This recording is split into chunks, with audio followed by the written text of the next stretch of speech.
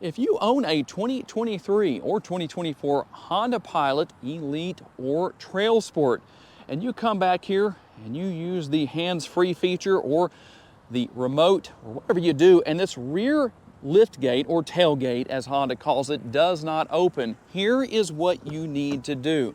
Most likely, this is where the issue lies. We're going to come to the infotainment screen here. We're going to go to vehicle settings. We're going to go over here to the second screen to power tailgate setup.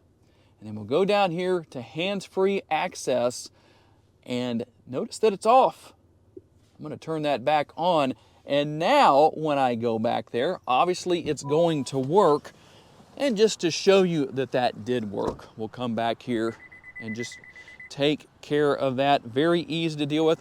As you can see, there we go. If you have a particular tutorial you want me to show here on the Vehicle Visionary YouTube channel, whether it's on a Honda or anything else, tell me down in the comments. Thanks for taking the time to watch. I'll see you next time.